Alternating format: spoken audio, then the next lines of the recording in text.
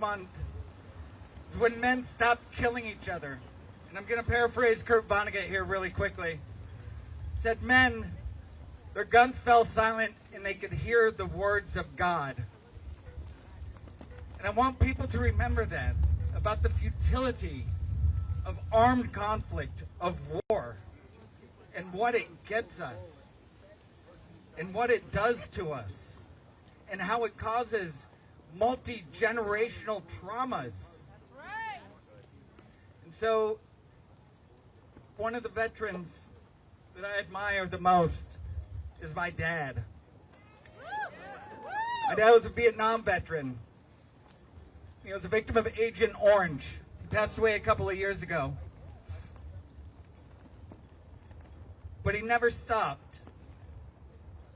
And he lived exactly how he preached. So growing up, my parents, I have 4 adopted siblings, and I don't know how many foster brothers and sisters, because my parents truly cared, truly knew what it meant to serve their community and their country. Right. And so now I try and take that here at Flair. I'm gonna brag a little bit. A few months ago, I brought my son here. And someone was coming around, and I had a veteran identifying shirt on. Someone said, "Thank you for your service and for what you did." And my 12-year-old son said, "What he did, he never stopped." And we're not going to stop. In fact, on October 3rd, when we were decamped at 5 o'clock in the morning, that day, I took people from the Samud Gaza Flotilla families up to the capital so they could advocate for their families to be brought home safely from Israel. Okay?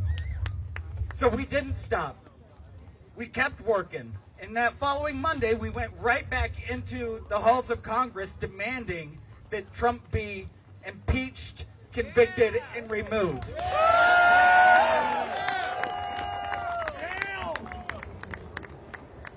So like I said before, I was a little overwhelmed kind of thinking about what I want to talk about, because there's so much going on.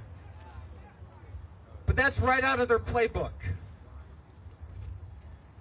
They overwhelm us, so we forget about others.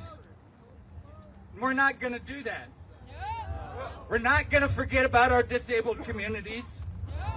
We're not going to forget about our black and brown communities. We're not going to forget about our queer communities. We're not going to forget about our trans communities. We're not going to forget about Ukraine.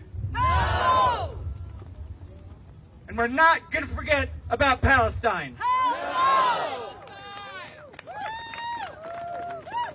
So I have a friend, my friend Danny. I like to talk about her because she's an amazing person. She's one of the strongest people I know. And so for a while she's been sick. And a few weeks ago she had to have emergency brain surgery.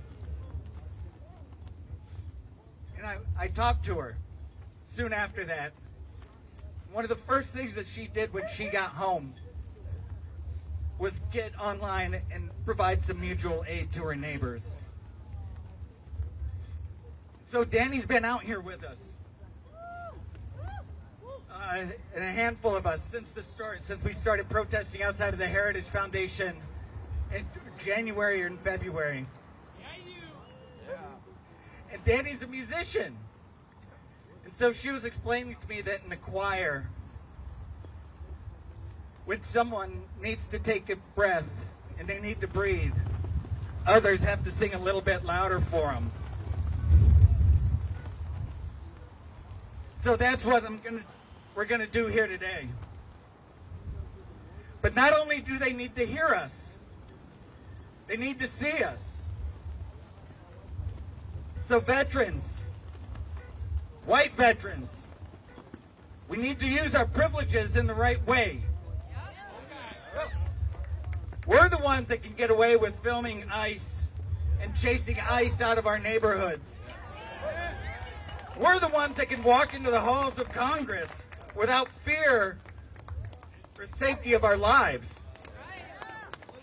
We need to use that privilege. We have our trans communities being denied health care and basic human rights, and blamed for helicopter crashes and school shootings. We need to sing a little bit louder for them. We need to show our LGBTQ neighbors that they are accepted and they are loved just as they are.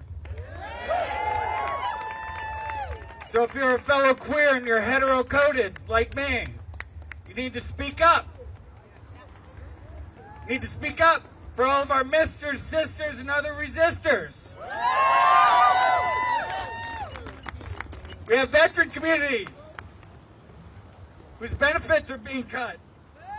We need to sing a little bit louder for us. We swore an oath to protect our country with our lives and defend the Constitution and the American people. As a thank you, this administration has cut 60,000 jobs from the VA, including the suicide hotline. They've started the propaganda of VA employees committing benefit fraud so they can go in and take our benefits from us. Veterans don't need a thank you for our service. We need you to be worth serving.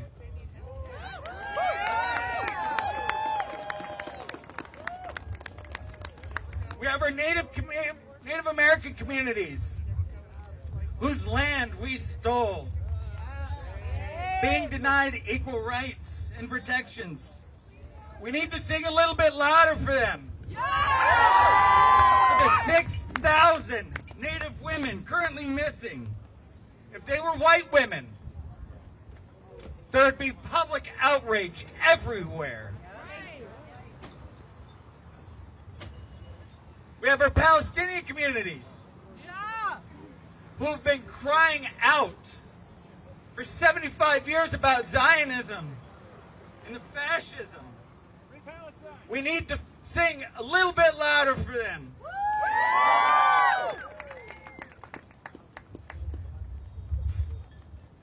You know, there's a teenager that's still over there.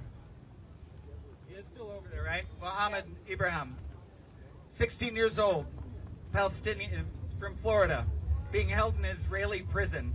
16 years old, being held in an Israeli torture prison.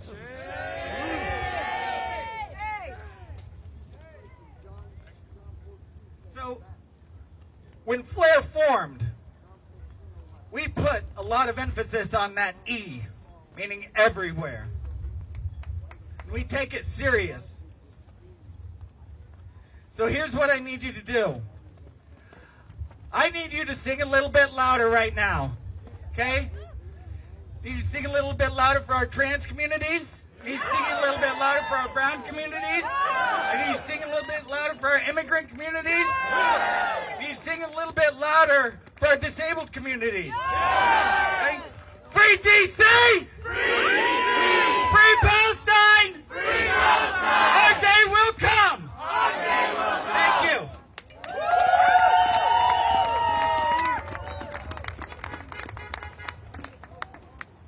Speaking of Palestine, do you guys remember recently there was an entire flotilla of boats that went to break the siege? The global summit float. One of those boats was a veteran boat. Is everyone aware that that happened? Good. Because the legacy media doesn't report on this shit, so we have to. But the veteran boat, there was one guy on it, a friend of mine. I've been to several actions with him. He's always in the street. He's always raising hell, and that's why I love him. And he was on that boat, captured by the Israelis, and he's home now. So what we're going to do is we're going to welcome him and have a few words with him.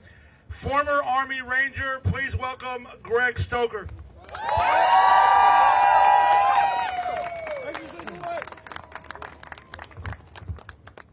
Hey y'all, I hate public speaking, so I'm rolling up with my speech on my phone like a bad school kid.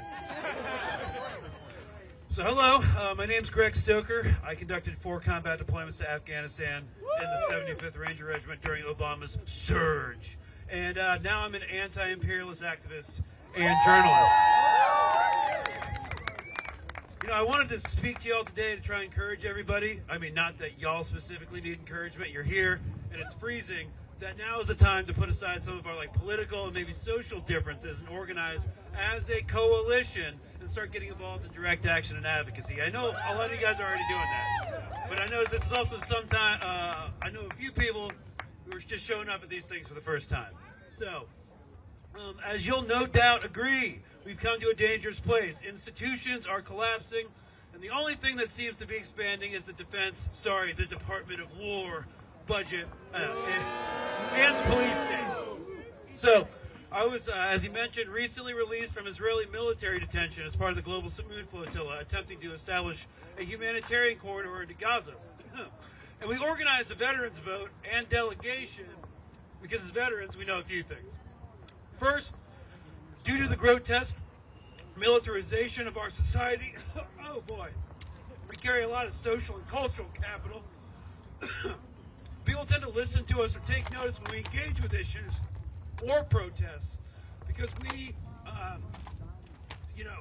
have some amount of authority when we say point 2, which is whatever violence we do or support overseas almost immediately comes back home. The same technology, for instance, and spyware and drones tested and used to enforce occupation and apartheid on Palestinians are at a local police department and ICE center near you.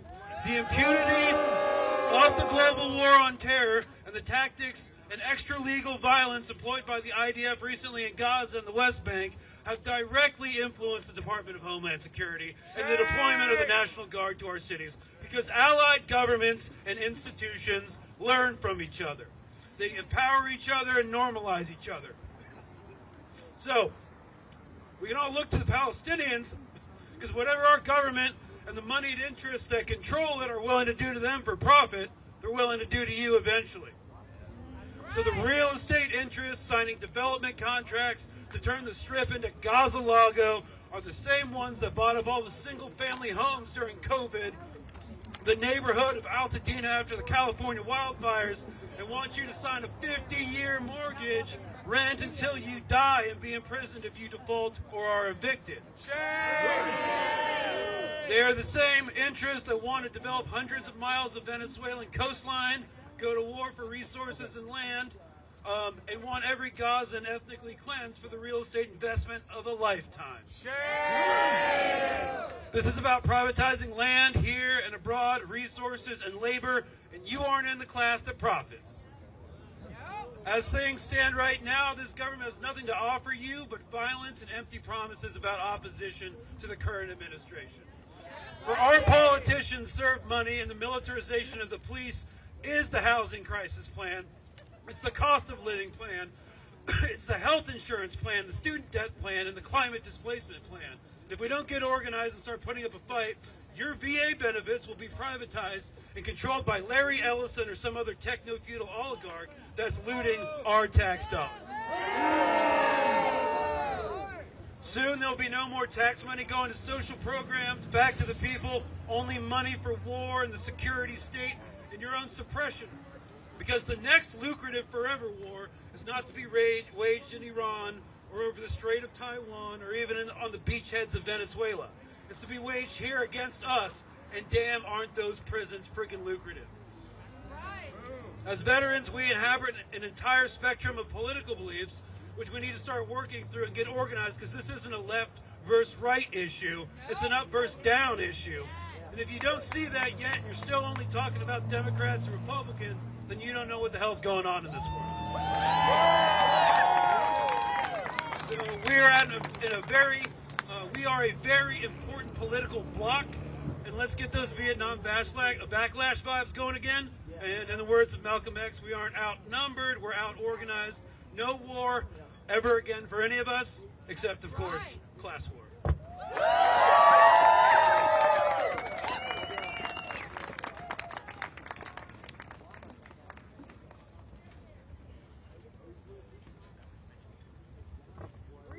So we're going to keep in the spirit of talking about Gaza and Palestine here.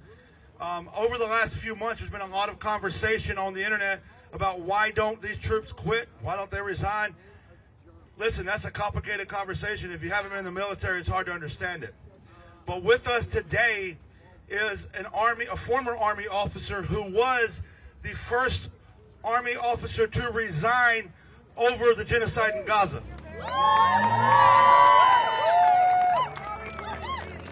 That's a really hard thing to do and a big stance to take, and we want to make sure we're supporting him. Please welcome Harrison Mann.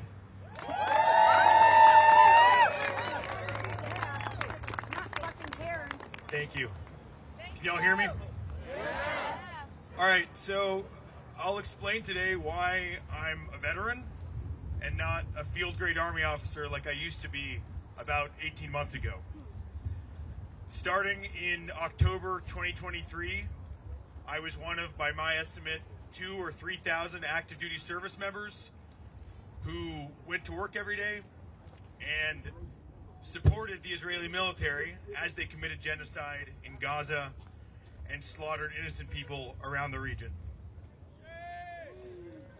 And despite the evidence that I could see with my own eyes, whether on social media or classified satellite imagery, I was assured by the highest echelons of my military and civilian leadership that what we were doing was just and what we were doing was legal.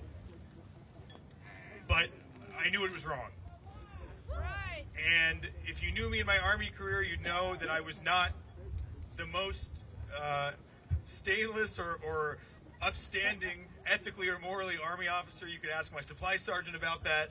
But if I knew it was wrong, I knew the other 2,000 to 3,000 soldiers, sailors, airmen, Marines on this mission with me knew it was wrong too. But very, very few of us actually stopped supporting that mission, and even fewer spoke out.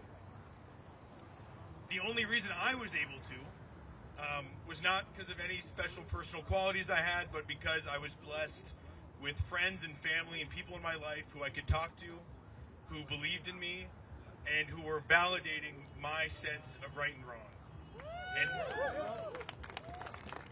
And so, even though I didn't know what was going to happen when I resigned publicly, I knew that there were people who would try to have my back.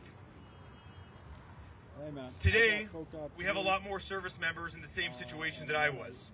Union Station protest. When I resigned, summer of 2024, I wondered if we can get our military to go along with backing genocide, what else can we get them to do? And today, unfortunately, we're starting to have the answer to that. 2 hours. Over the past weeks, there's a young Air Force officer somewhere behind a drone station who's shooting Hellfire missiles at a fisherman in the Caribbean. We have thousands of members of the National Guard who've been deployed to our city streets. And yeah, right now they're just doing landscaping or guarding hookah bars on U Street, but we know they could be asked to do more. And we've heard the threat of invocation of the Insurrection Act and discussion of deploying the 82nd Airborne to Portland.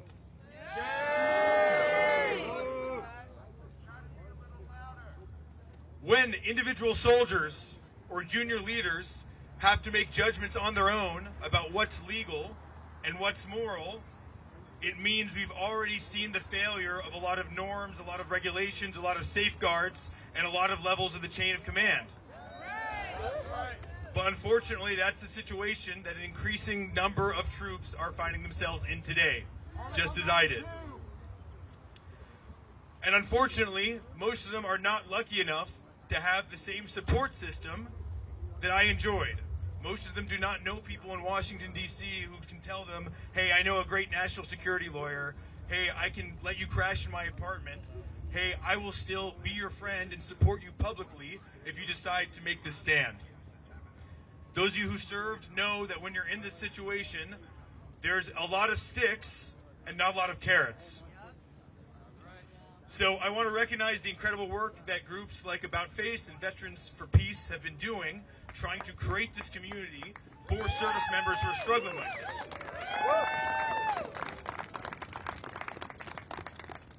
But they can't do it on their own.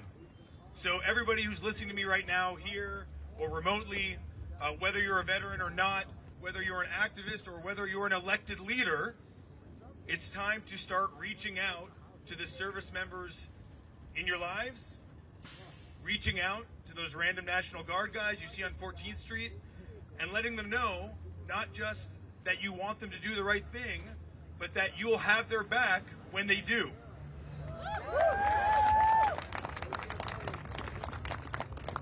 Because when you find yourself in the unenviable position of being asked to violate the law or to harm innocent people, as I was, it makes a world of difference knowing that someone's got your back.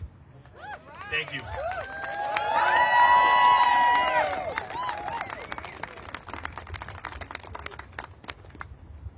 Okay, here's what's going to happen now. I'm going to give some closing remarks on the subject we're just talking about. We're going to do a quick transition of sound system to maybe another one that works better. But what's coming up next, I think we're going to all enjoy. Ben and Jerry's has partnered with us to do a free ice cream handout for veterans. Now, Ben was going to be here, but he got tied up because he's apparently a really important guy. So he didn't make it out, but that's okay. Ben and Jerry's made it out. They're setting the ice cream up right now.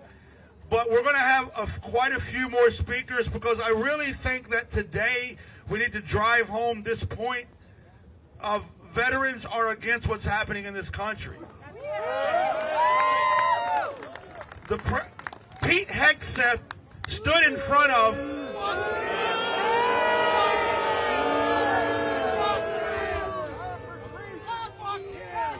I love that response. Pete Hegseth stood in front of a room full of generals to talk about Army standards. What a fucking joke.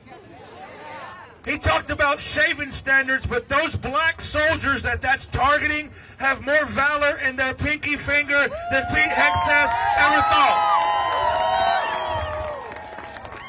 Right now, trans service members who have served honorably this country and served more and longer and harder than Pete Hegseth ever dreamed of it is being kicked out. They have more valor in their pinky finger than Pete Hegseth has in his career. Pete Hegseth talks about soldiers as if it's a Hollywood archetype for the next upcoming action film. But those of us who have deployed and defended this country, those of us who have engaged with the enemies of this country, those of us who have seen what war looks like, knows that there's no archetype for what a soldier, sailor, airman, or Marine is. It is simply someone who is willing to take the fucking chance to defend something greater than ourselves. Hegseth, Trump, and the entire lot of them don't know the first thing about anything other than themselves.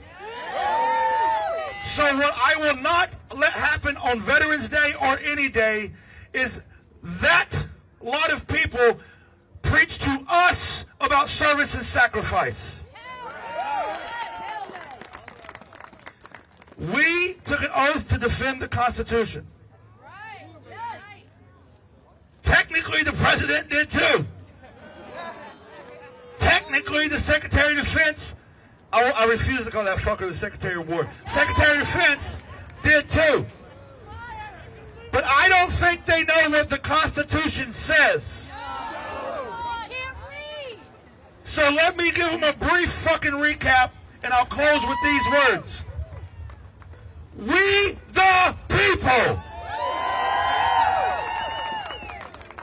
And if you think that we, the people, are going to sit by silently while you violently dismantle democracy and freedom in this country, well, stay tuned. Thank you guys for coming. We'll have ice cream set up soon.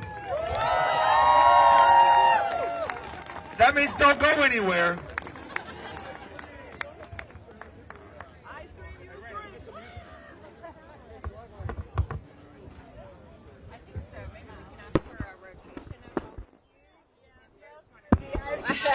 I can't feel my anything really. Oh, another baby. Yeah.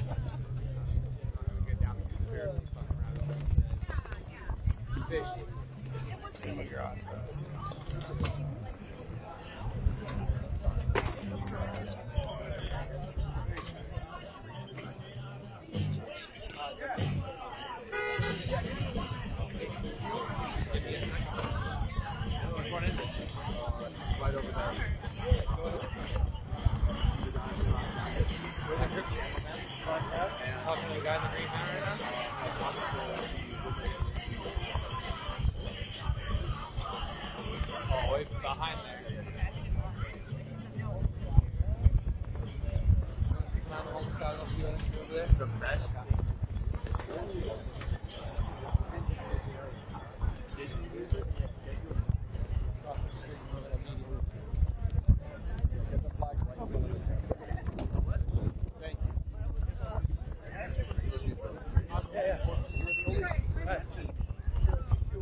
Check.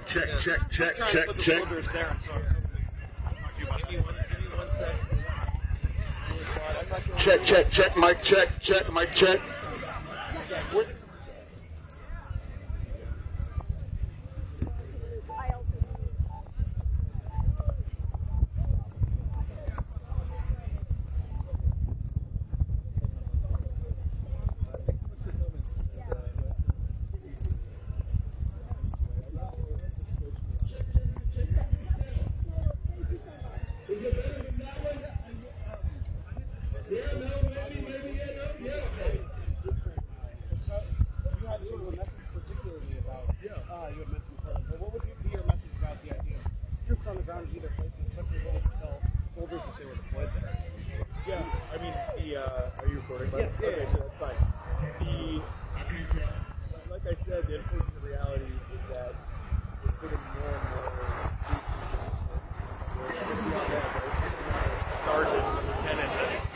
Private to make a determination about whether the orders are getting illegal.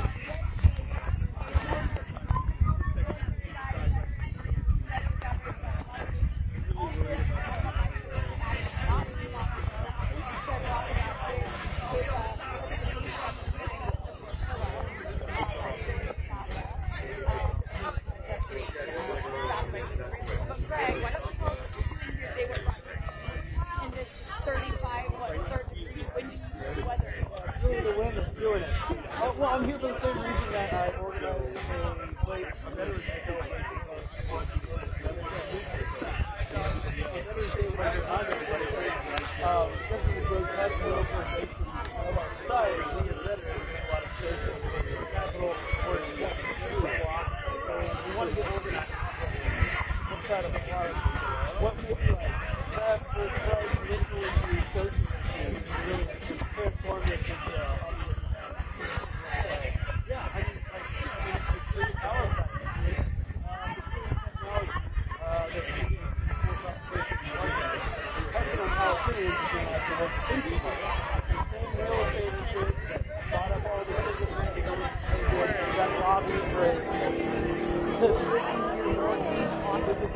Veterans are determining that every dog is to die or to be claimed in your area. All of these things are intersectional. It's all based off the same thing. We voted the monster back in.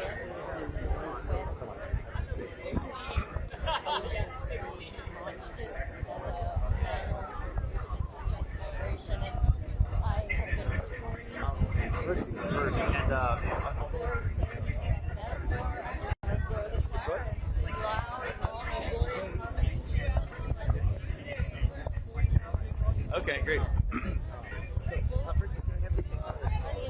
Yeah, Harrison Mann. Spell? HarrisonMann.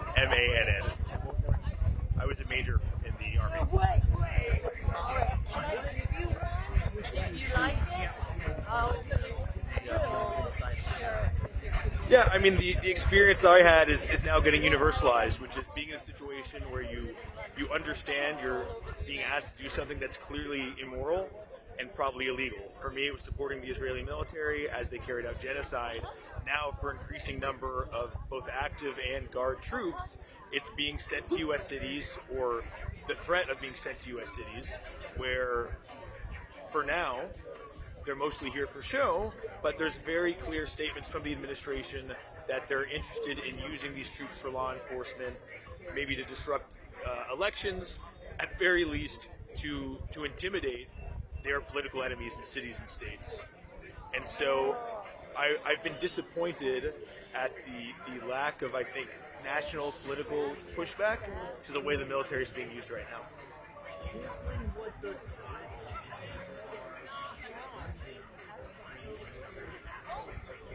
Yeah, I mean, just from the perspective of the military, it's going to accelerate a lack of trust in the military. Right now, we already have ICE and Border Patrol agents who, to a layperson, are basically dressed like soldiers, running around harassing and assaulting people.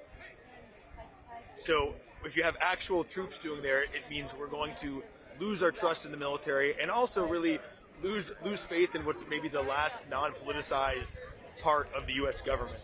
But more than that, the danger is we now have not thousands, tens of thousands of government agents, but upwards of 1 million soldiers who can be used to intimidate local governments, disrupt elections, and otherwise police our streets in a authoritarian way, right? The administration has been pretty clear about why they're doing this. It's meant to be a punishment and a deterrent to blue cities and blue states that they don't like. Once you can kind of freely use the military to exert authority that way, you stop being a democracy.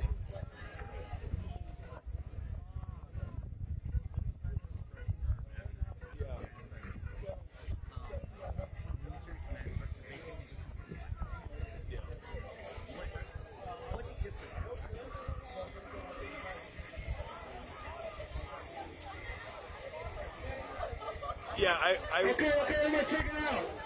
Right in front of our veterans day. I think what we're seeing right now is a lot of military leadership, especially in terms of the guard deployment, doing their best to follow the letter of the law and not getting ahead of it.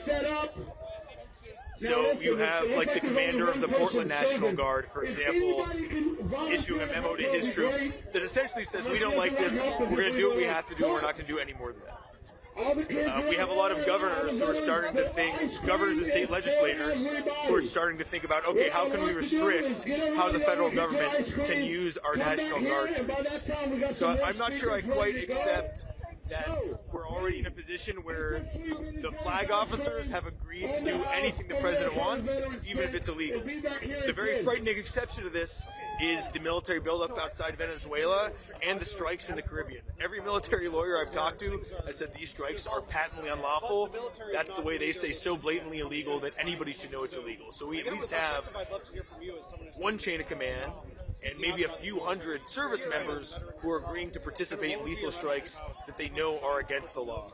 So I am quite worried that that spreads and that precedent, if it's not challenged, is going to show up in other parts of the military, including troops deployed to U.S. cities.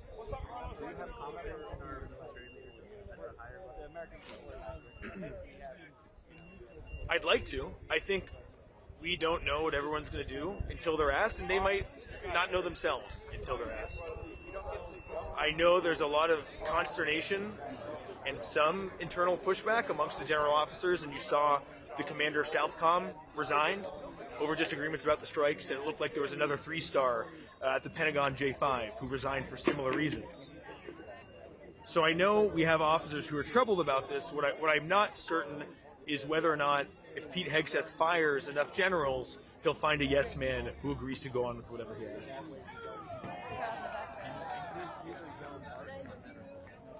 Well, Yeah, I think if you're around my age, you joined to participate in a war on terror, where we thought we were doing something good and that served our country, and mostly were disappointed in that ideal. Right now, we are faced with a pretty black and white, right and wrong situation, with federal agents, sometimes backed by the National Guard, abducting people on our streets, and really a pretty obvious attempt to dismantle American representative democracy. And so I think there's a tremendous opportunity for all of us who joined out of idealism and had that idealism frustrated by the reality of the war on terror to find it again and pick up these opportunities to help our neighbors, help our communities who can't protect themselves from this administration.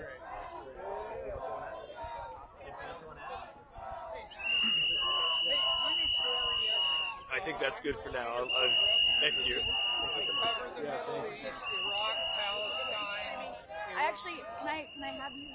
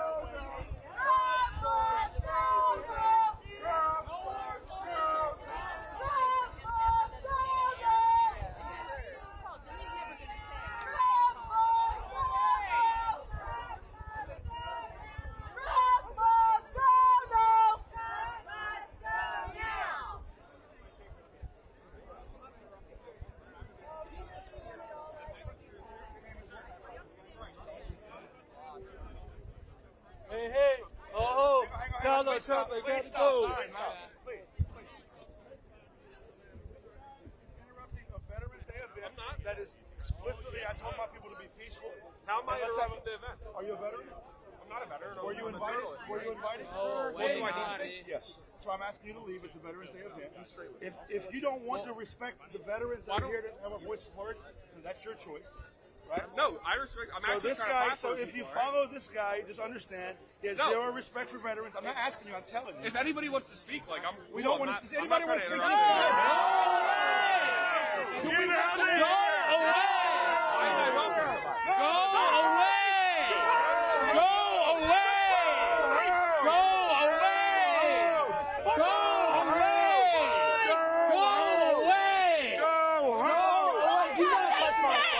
away! Go away! You're not welcome here. Leave now! Guys, give us some space. Leave now! They do this to the protest. You little Nazi, leave now! Leave now! Free to leave! We are all veterans of this nation, and we want you to leave now! Don't even speak to these guys. Leave now! Am I not an American? Leave now! You are a traitor, and you know it! Go back to Europe. Hey, my man, Go back to English Europe. don't need encouragement. Let that clown go about his business. English don't need encouragement. Because that's what it is, total ignorance. Why is it? No, it's greed. It isn't ignorance. This is greed. It's evil. He knows what he's Hey, I doing. didn't address you. I did not address you. I was addressing you. I don't need anything, not one thing. I don't need any words from you. I was speaking to your man. I'm not engaged. I don't want to engage. These Nazis gotta go! Hey, hey! Ho, ho! These Nazis gotta go! Hey, hey! Ho, ho! These Nazis gotta go! Hey, hey! Ho, ho! These Nazis gotta go! Hey, hey! Ho, ho! These Nazis gotta go! How is he destroying the country? Because fascist ways. I will say. These Nazis gotta go! Hey, hey! Ho, ho! These Nazis gotta go! Hey, hey! Ho, ho! These Nazis gotta go! Hey, hey! Ho, ho! These Nazis gotta go! Hey, hey! Ho, ho! These Nazis gotta go! Hey, hey! Ho, ho! These Nazis got to go! Hey, hey! Ho, ho! These Nazis got to go!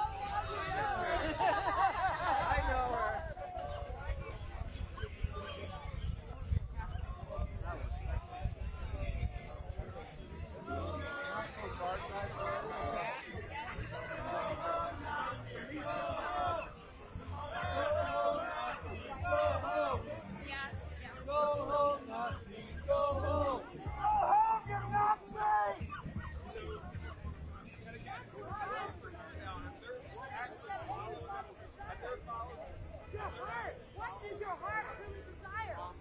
Everybody, you will not. We all have to get on one accord. I want the golden rule and the kingdom of heaven. I know what that is. I've been there. It's on the Grateful Dead lot. It's the tribes. When we were tribal. It's any community event like this. It is people get back to people. What truly does everybody want? What does your heart really want? This is what I want, people. I want the golden rule, and I want the kingdom of heaven, and I know it's right here. Something died, something died. People want.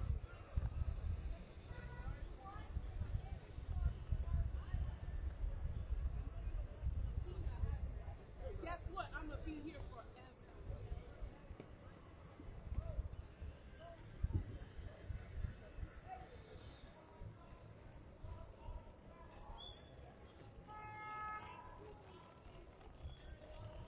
What's up, dude?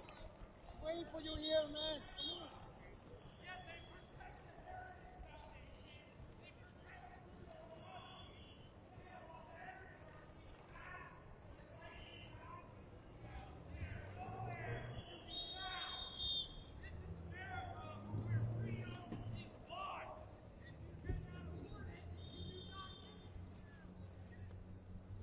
Stand up, people! Stop pretending like everything is normal!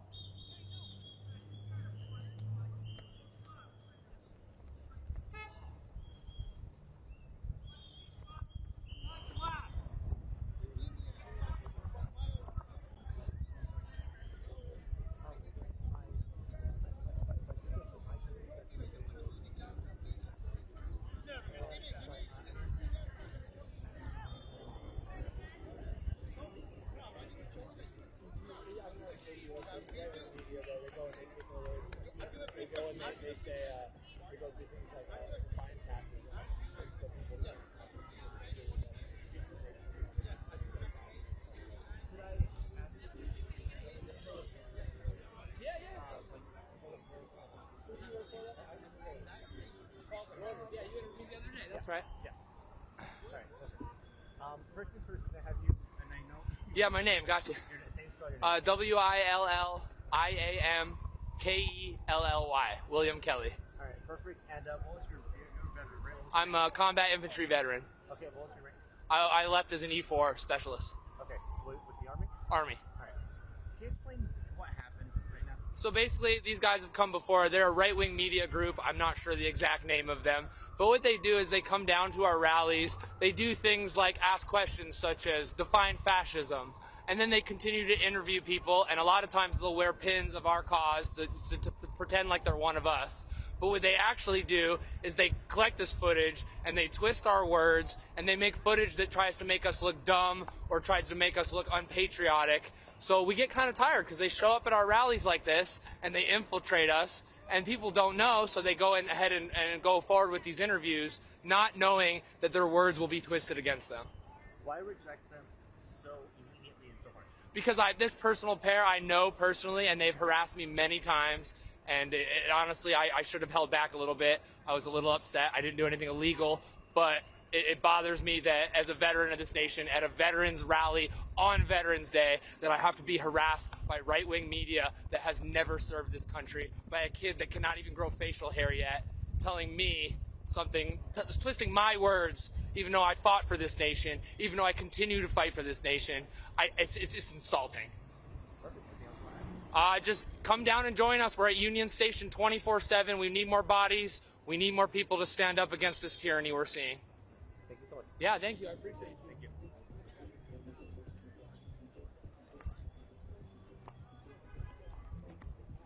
Hey, Gunny, this guy's a right-wing Nazi. Yeah, you are.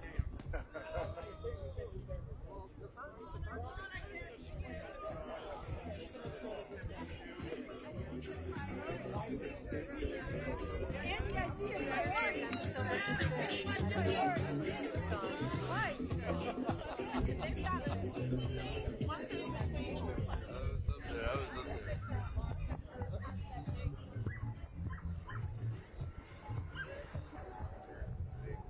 supporter of